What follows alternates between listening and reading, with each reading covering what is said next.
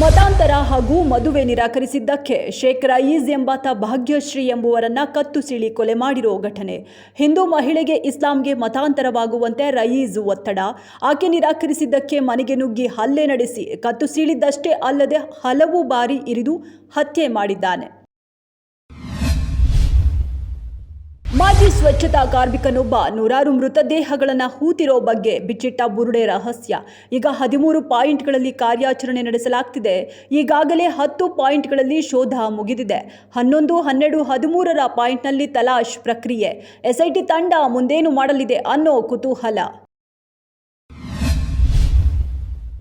ಆತನನ್ನ ಬಿಟ್ಟುಬಿಡು, ಅದನ್ನು ಕೆಟ್ಟ ಕನಸೆಂದು ಮರೆತು ಮತ್ತೆ ನಿನ್ನನ್ನ ಸ್ವೀಕರಿಸುತ್ತೇನೆ ಎಂದು ಗಂಡ ಪರಿಪರಿ ಬೇಡಿದ್ದ.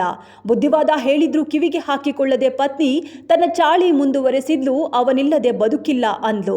ಒತ್ತಡ ಹೇರಿದ್ರೆ ವರದಕ್ಷಿಣೆ ಕಿರುಕುಳ ಪ್ರಕರಣ ದಾಖಲಿಸುವುದಾಗಿ ಬೆದರಿಸಿದ್ಲು. ನೋವು ಸಹಿಸಲಾಗದೆ ಕುಟುಂಬದ ಎಲ್ಲ ಸದಸ್ಯರು ಆತ್ಮಹತ್ಯೆಗೆ ಶರಣಾಗಿರುವ ಘಟನೆ. ಮನೋಹರ್ ಲೋಧಿ ಅವರ ತಾಯಿ ಪೊಲ್ರಾಣಿ, 18 ವರ್ಷದ ಮಗಳು ಶಿವಾನಿ ಮತ್ತು 16 ವರ್ಷದ ಮಗ ಆತ್ಮಹತ್ಯೆ ಮಾಡಿಕೊಂಡ ದುರ್ದೈವಿಗಳು. ಹುಬ್ಬಳ್ಳಿಯಲ್ಲಿ ನಡೆದ ನೇಹಾ ಹಿರೇಮಠ ಕೊಲೆ ಪ್ರಕರಣದ ಆರೋಪಿ ಫಯಾಜ್ನ ಜಾಮೀನು ಅರ್ಜಿಯ ತೀರ್ಪು ಇಂದು ಪ್ರಕಟವಾಗಲಿದೆ. ಪ್ರಕರಣ ಲವ್ ಜಿಹಾದ್ ಆರೋಪಗಳನ್ನು ಹುಟ್ಟುಹಾಕಿದ್ದು ಸಾರ್ವಜನಿಕರಲ್ಲಿ ಭಾರೀ ಕುತೂಹಲ ಮೂಡಿಸಿದೆ. ಹಂತಕ ರೇಣುಕಸ್ವಾಮಿ ಕೊಲೆ ಪ್ರಕರಣದಲ್ಲಿ ನಟ ದರ್ಶನ್ ಸೇರಿದಂತೆ ಎಲ್ಲ ಆರೋಪಿಗಳಿಗೆ ಜಾಮೀನು ಮಂಜೂರಾದಂತೆ ತನಗೂ ಜಾಮೀನು ನೀಡುವಂತೆ ಹುಬ್ಬಳ್ಳಿಯ 1ನೇ ಹೆಚ್ಚುವರಿ ಜಿಲ್ಲಾ ಹಾಗೂ ಸೆಷನ್ಸ್ ನ್ಯಾಯಾಲಯದಲ್ಲಿ ಅರ್ಜಿ ಸಲ್ಲಿಸಿದ್ದಾನೆ.